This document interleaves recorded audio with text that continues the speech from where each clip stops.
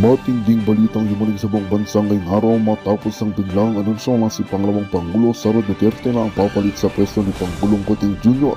Ayon sa opisyal na pahayag mula sa Malacanang, ang hakbang ay bunsod ng hindi pa inilalahad na personal at pambansang konsiderasyon na nagudyok sa Pangulo na buong sa pwesto. Kaagad namang umulo ng emosyon sa loob at labas ng palasyo, lalo na kay First Lady Liza Tarasmangs na ayon sa mga saksi ay labis ang naging reaksyon sa biglaang balita ito. Ilan sa mga malalapit sa unang ginang ang nagsabing tila gumuho ang kanyang mundo sa hindi inaasang pagbabago ng kapangyarihan. Hanggang ngayon hindi pa rin nagbibigay ng pahayag si Ginang Liza Tarasmangs ukol sa isyu. Samantala inaasahan ang panunumpa ni VP Sara bilang bagong Pangulo sa susunod na araw. Sarap ng mga matataas na opisyal ng pamahalaan. Nananawagan naman ang publiko para sa malinaw na paliwanag at transparency mula sa pamahalaan hinggil sa naging dahilan ng pagbabago sa liderato. Patuloy kami maghahatid ng mga ulat habang umuusad ang transisyon ng kapangyarihan. At yan nga ang balitang ating pakakatutukan. Ngunit bago ang lahat, siguraduhin mag-subscribe at hit ang notification bell para sa patuloy na pagtutok sa mga silap ng bagong balita sa tunay na boses ng masa.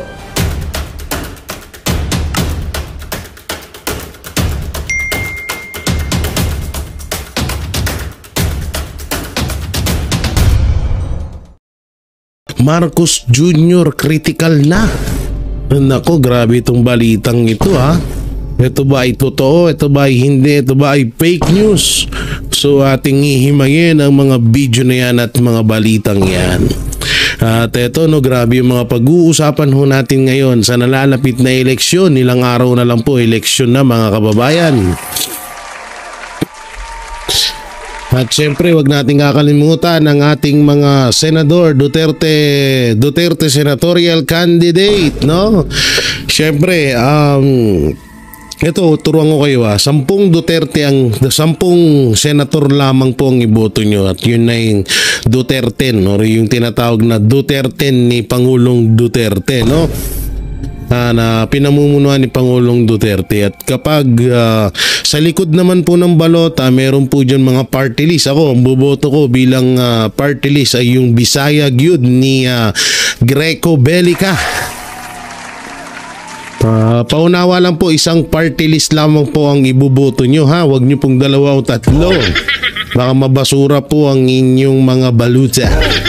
At syempre yung sa mga senator, no, sa ulitin po namin, mas maganda po na 10 Duterte senatorial candidate lamang po ang iboto nyo. Huwag nyo nang dagdagan, huwag nyo nang gawing 12 para po para mas talagang may chance hong manalo ang mga Duterte senatorial candidate.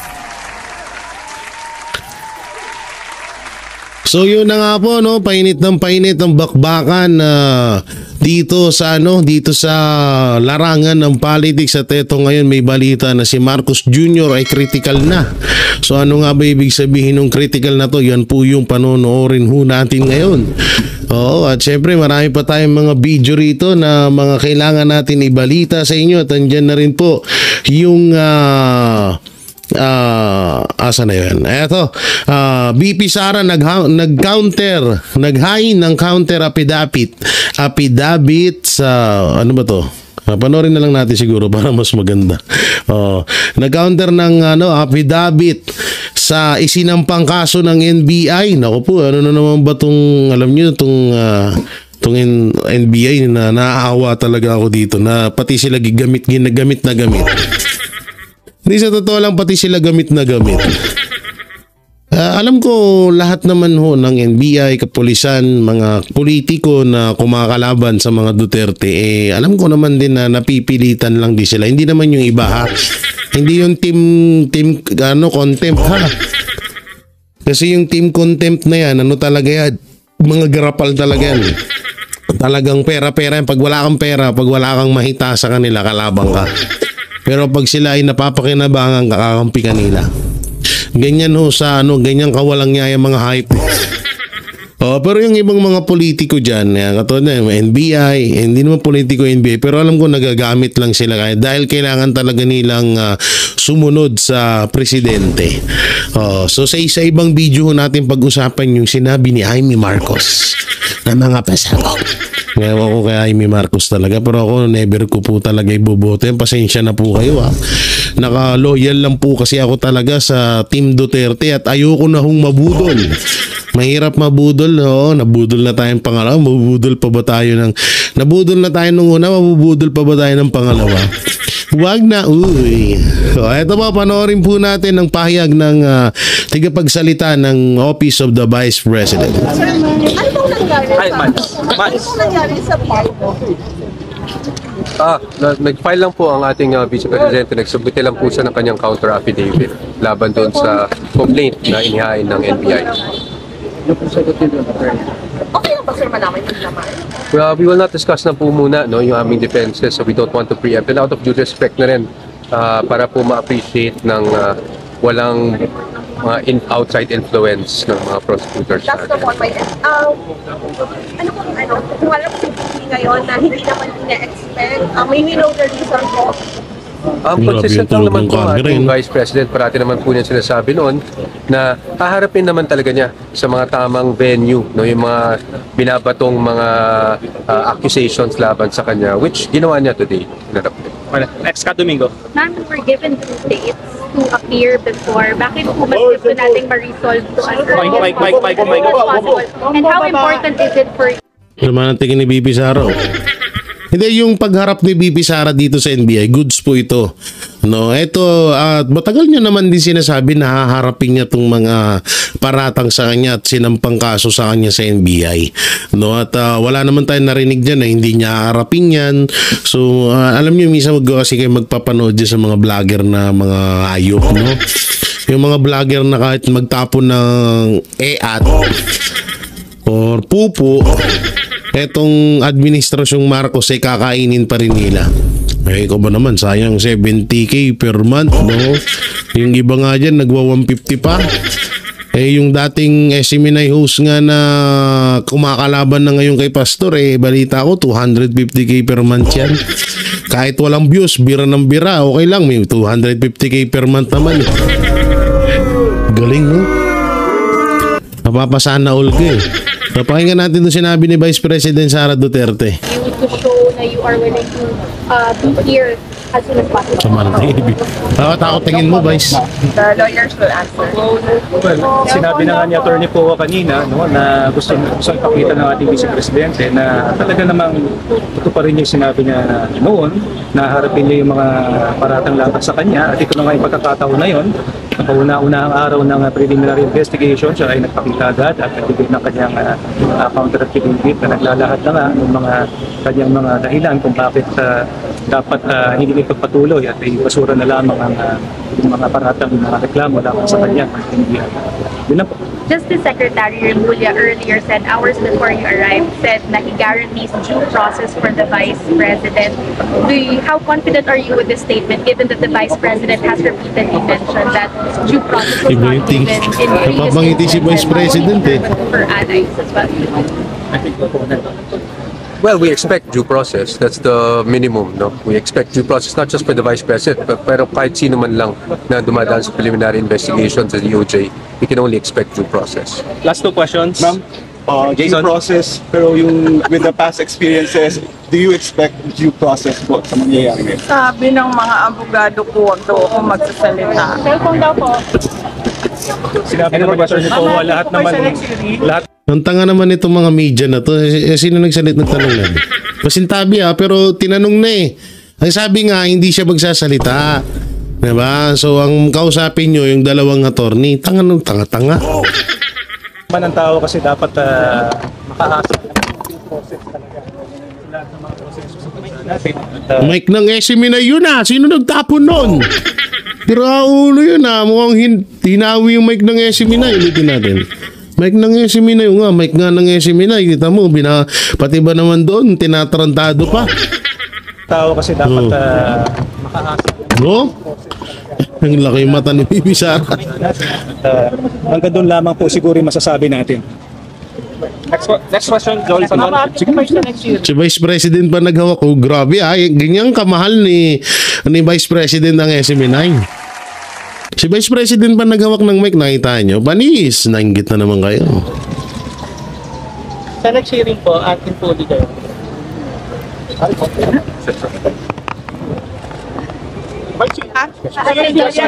Salita ako pag wala ang mga lawyers ko, pero hindi ako makapagsalita kasi nandito. What kasi sir nga paid a visit to PG kanina? Was there any communication before that? Today, just right now? That's the first time we're hearing this. Cannot comment. Last question, Luisito Santos.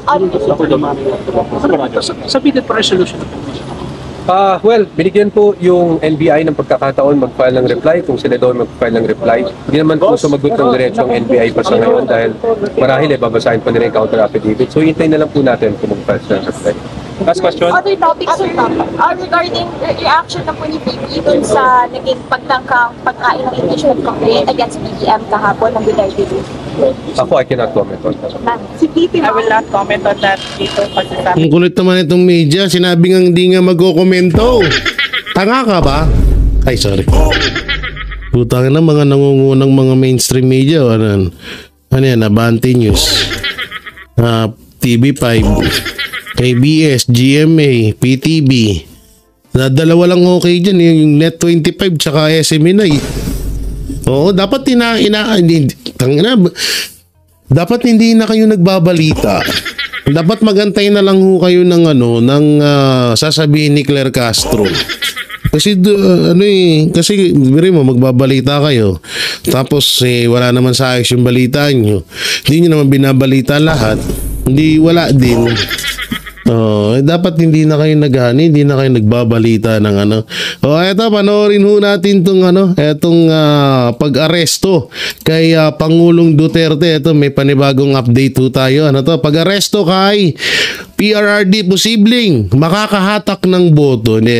Sige, panoorin ho natin to. Posible, no? Kasi pati yung mga hindi maka-Duterte,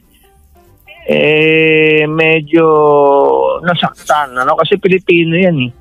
Sabihin mo ng hindi perfecto, no? Sabi nga ni Colonel Greg Hunasan, sabihin na natin hindi perfecto si President Duterte, pero the mere fact na Pilipino siya, no, kahit na hindi ka maka-Duterte, alam mo ng mga Pilipino may pagka-nationalist yan no? Hindi lang showy, no? Pero matindi yung nationalism ng mga Pilipino. Naisuko sa isang foreign country samantalang nagfa-function naman yung ating mga courts.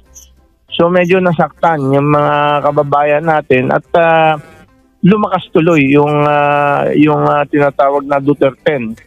Samantalang bago natin ituloy yan. Hindi, alam nyo, totoo yun hindi lang hindi lang din yung malakas ang hatak, talagang mahal din talaga at talagang gusto ng mga Pilipino na sundin ang mga kagustuhan ni Pangulong Duterte, kasi alam naman nila na hindi masasayang yung yung kagustuhan. Kasi nga, tingnan mo ngayon, ang kagustuhan ni Marcos, kagustuhan ni Duterte, wag tayong boboto ng adik, wag tayong boboto ng weak leader. So anong ginawa natin? Sinuway natin yun. Sabi yun ni Pangulong Duterte, hindi natin sinunod. So sa pangalawang pagkakataon na sinabi niya na iboto nyo ang Team Duterte at yan mga yan ay maaasahan nyo. So susuwayin pa ba natin yun? Alam nyo, may inilabas nga na balita nga ngayon ng TV5 na hindi nga na 3 lang ata ang hinawakan ng Iglesia ni Cristo sa mga PDP. Si Bongo, si Bato at si Marcoleta lamang ata, ng mga hinawakan nila ang kanilang iboboto.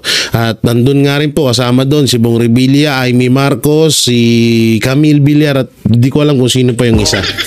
Siyan po yung mga senador na kanilang mga iboboto na iglesia. Pero doon wala naman kahit wala ho doon si pastor, alam ko naman po na hindi papabayaan ng sambayan ng Pilipino ng ibang mga relihiyon si Pastor Apollo C. Quiboloy dahil sa pamamagitan din yan ni Pangulong Duterte.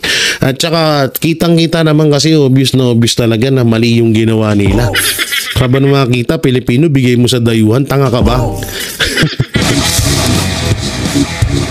Sa mga nasa mga kumakandidato o mga kandidato ng alyansa at maging mga kandidato ng Duterte at mga independent candidates ang possible na nakikita po ninyong papasok o makakapasok sa Senado?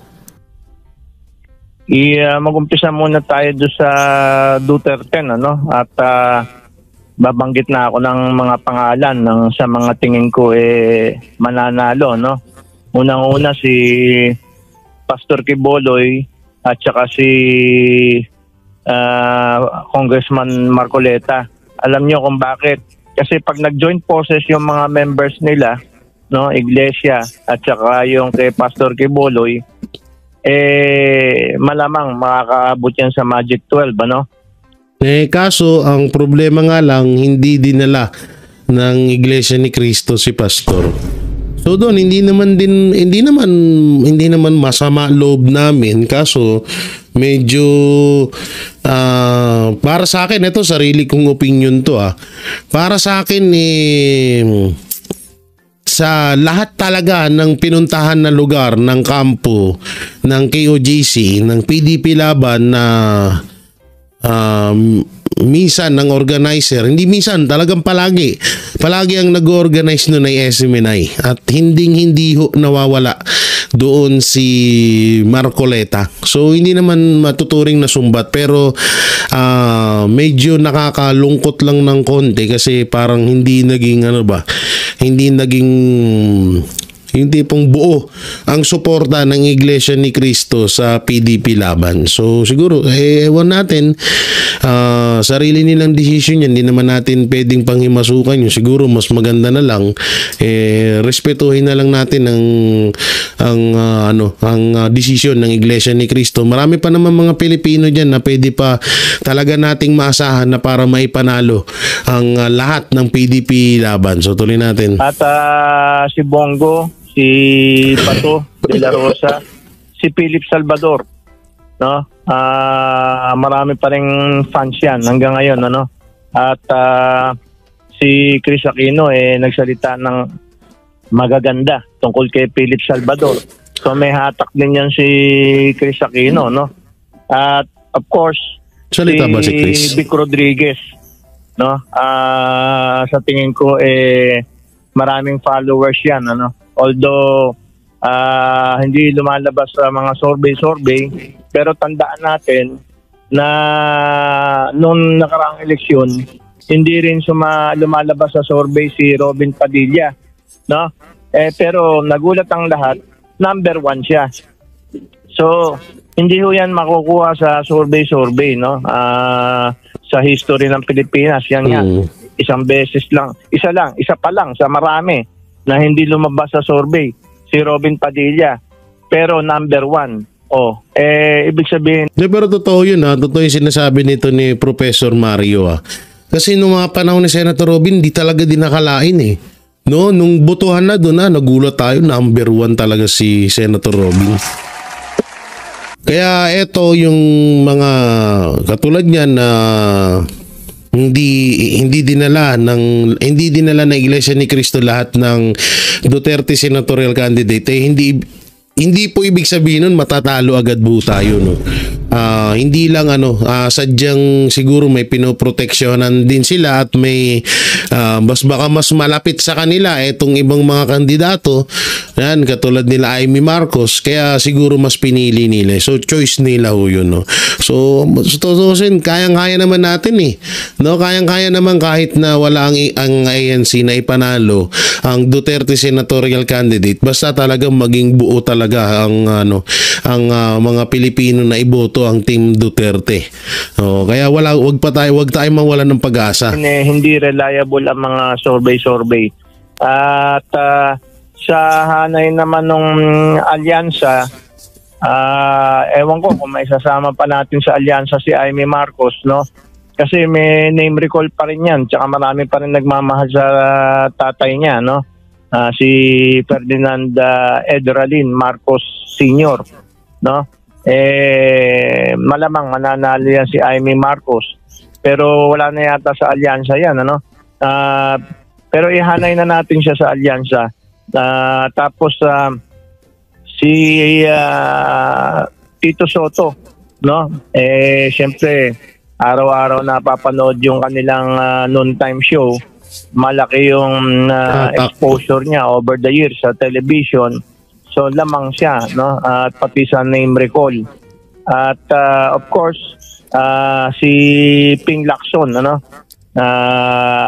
Sa tingin ko lalabas yan si Ping Lacson, no?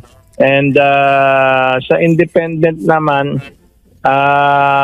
ito rin si Gringo Honasan, may history din to ng hindi lumalabas sa survey, pero nagugulat ang lahat na nanalo. So sa independent, kay Gringo Honasan medyo tagilid ako dun eh. Kasi yung tagal na rin naging senador yun, wala naman din halos nagawa. No, kay Gringo. Pasensya na po sa mga followers sa Gringo, pero medyo nalalabuan ako kay Gringo, lalo na kay Lito Lapid. Sa tingin ko itong si Gringo Honasan malaki ang laban at may chance pa rin si Colonel Ariel Kerubin at saka si Colonel Busita, no? Kasi si Colonel Busita pwede pa, Kerubin pwede din, pero Honasan medyo malabo. Lalo na kay Lito Lapid. So Busita, milyon-milyon ang mga motorcycle riders dito pa lamang sa Metro Manila.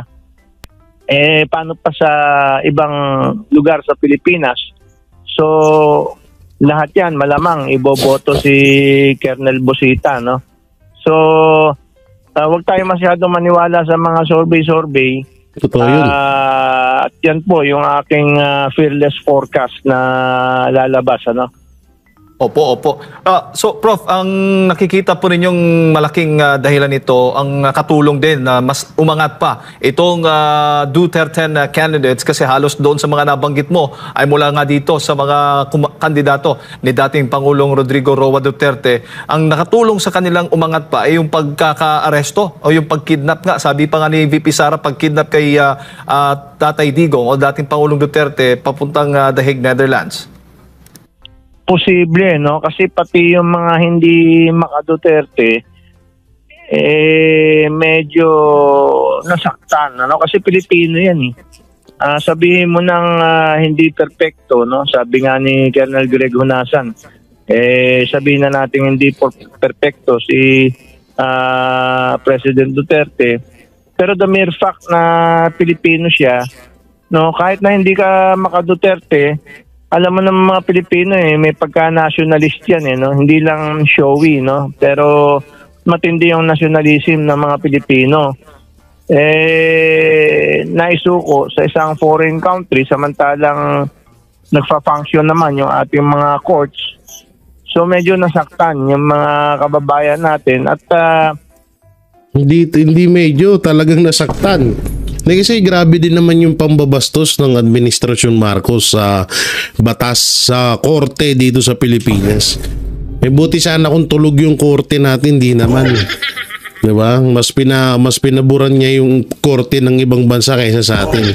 So ibig sabihin, hindi siya naniniwala dito sa korte dito sa Pilipinas. Isa rin yun sa mga totoo yun sa mga kinagalit ng mga Pilipino. Lumakas tuloy yung tinatawag na Duterte. No? At bukod pa diyan, alam mo naman sa Pilipino yung natulungan ka malaking bagay, ano? Itong si Bongo, ito nagna-number 1 sa survey sa tingin ko. Dahil maraming natulungan doon sa kanyang mga malasakit centers, no? Ang Pilipino, siyempre tumatanaw ng utang na loob. Actually, kahit pamilya namin natulungan, mga kamag-anak ko natulungan sa malasakit center So, mahirap naman na natulungan ka pagkatapos wala kang utang na loob. Hindi naman nasa trait ng Pilipino yan, no? Mahalaga kasi sa Pilipino psyche yung utang na loob mentality. Kaso, speaking of utang na loob, sir, maraming wala talagang utang na loob. Kagaya lang ni Marcos. Walang utang na loob kay Pastor. Walang utang na loob sa mga Duterte. Diba? Hindi, totoo naman yung mga mas napakaganda sa pag-uugali ng isang Pilipino yung may utang na loob ka. Hindi naman nata Pilipino si Marcos. Kaya wala talaga siya utang na loob. So, wala. Ano natin. Ganun talaga buhay-buhay. Samantalang, dito naman tayo sa isang video at Malacanang binatikos sa naging, panoorin natin sa naging pag-aresto kay Pangulong Duterte. Alam nyo, baka magulat tayo, ha? Oo, baka magulat po tayo. Baka biglang sumulpot si Pangulong Duterte sa Pilipinas. Baka lang naman. Baka lang naman biglang anong petsa na ba buwan? Ano bang petsa bukas? Ngayon Agis, baka sa 11 biglang sumulpot, biglang dumating, paktay, straight Duterte panalo. Wala nang kaba-kaba. Babalin natin, malay nyo naman, diba? Panoorin natin. Mainit pa rin ang tensyon sa pagitan ng kampo ni dating Pangulong Rodrigo Duterte at ng gobyernong Marcos Jr. Si Attorney Salvador Panelo nga muling iginiit ang iligal na pag-aresto sa dating Pangulo kasabay ng diretsahang pagbatikos sa naging papel ng Malacanang sa kontrobersyal na isyong ito. Si Prince Tripoli magbabalita. Muling dumipensa ang Malacanang kaugnay sa naging pahayag kamakailan ni Vice President. Nakita ko na naman si Auntie Claire Sara Duterte hinggil sa iligal na pag-aresto kay dating Pangulong Rodrigo Duterte. Sa pamamagitan ni Claire Castro, itinanggi ng palasyo ang akusasyon ng Vice Presidente na may pananagutan si Pangulong Ferdinand Marcos Jr. sa pagkaka-aresto sa kanyang ama at pagdala sa kanya sa International Criminal Court sa The Hague, Netherlands. Legal daw ito, sabi ni Castro. Wow, legal daw ito. Hindi, sige, ganito, balik na rin natin. Total, malapit naman na ma-impeach si Marcos Jr. Kung sakali man si Marcos Jr. ang dinala doon sa Netherlands, legal pa rin kaya sa inyo yun? Tanga, paanong legal? Unang-una, hindi nyo dinaan sa korte natin, tanga ka ba? Naturingan na torni nga, boplax ka. Ngunit para kay Attorney Sal Panelo, dating Chief Presidential Legal Counsel, labag sa batas ang naging hakbang ng administrasyon. Kasabay niyan ay hindi rin niya pinalampas ang pagkakataon na tawagin si Castro na bulag sa nangyayaring paglabag ng gobyerno. Hindi lang bulag, bobo pa. Marcos Jr. Itong si Aling Clara at nabigyan lamang ng posisyon. Ay wala. Bulag na bulag. Pinagtatanggol niya ang napaka obvious, maliwanag. Marami man tayo nakalatag na news. Paglabag. Dagdag pa ni Panelo, malinaw ang ilegalidad ng pagkakaresto kay dating Pangulong Duterte dahil wala ng jurisdiksyon ng ICC sa Pilipinas mula nang umatras ang bansa sa Rome Statute noong 2019. Aling Clara, bakit ka mo may kilalaban? Sapagkat isang mamamayang Pilipino ang isusuko mo sa isang dayuhang hukuman na wala namang jurisdiction dito sa ating bansa. At yan ay sinabi ng principal mo, presidente ng bansa, walang jurisdiction. So kung walang jurisdiction, o di illegal. Tangangani, Attorney Sal. Yun talaga pag mga tangangani. Putang ina ito. Sobrang nakakahiya na tawaging lawyer or attorney etong si Claire Castro. Kakaya, promise. Siya yung sumira sa respeto sa pananaw ng mga Pilipino sa isang attorney, sa isang lawyer. Kasi ito kapag ang isang lawyer makita mo, makausap mo, medyo medyo alam mo yun, yung paghanga, yung pagrespeto mo sobrang taas, ganun no? Para sa akin kahit sino pang attorney po yan. No, kahit si Claire, ganun din. Nung panahon na vlogger siya, kahit binabanatan niya kami, mataas ang respeto at tingin ko sa kanya kasi nga attorney siya. Iba kasi pag sinabi mo ng attorney talaga. Pero nung napasok na si Attorney Claire diyan sa may posisyon na siya diyan sa gobyerno, biglang nagbago yun lahat. Ni ultimong mga kapwa niya attorney, ang babaw na lang ng tingin sa kanya. Ni ultimo yung mga kapwa niya attorney, parang alam mo yung parang hindi makapaniwala na itong nagsasalitang babaeng to ay attorney pala. Opo. Totoo po yan, no, yung mga tututusin nga lang si Claire Castro po ang sumira ng salitang or ang pangalan or ang dignidad ng mga attorney dito sa Pilipinas. Siya po talaga. Biruin nyo, ito na lang yun. Pilit niyang ikinokonek ang mga issue na itinatanong sa kanya sa mga Duterte, doon maling-mali na yun. Pangalawa, yung about dyan sa pag-aresto kay Pangulong Duterte, paanong sasabihin mong legal? Hindi nga idinaan sa Korte ng Pilipinas. Dapat kasi dyan, idinaan muna sa Korte ng Pilipinas. Magandang balita ang hatid namin sa inyo ngayong araw. Sa pagtatapos ng aming balitaan, nagbigay kami ng mga mahalagang impormasyon. Maraming salamat sa pagtutok at pagsuporta sa aming programa. Huwag kalimutang manatili sa mga susunod na araw para sa mga bagong balita at mga kwento na dapat nating abangan. Mula sa Boses ng Masa, magandang araw, Pilipinas!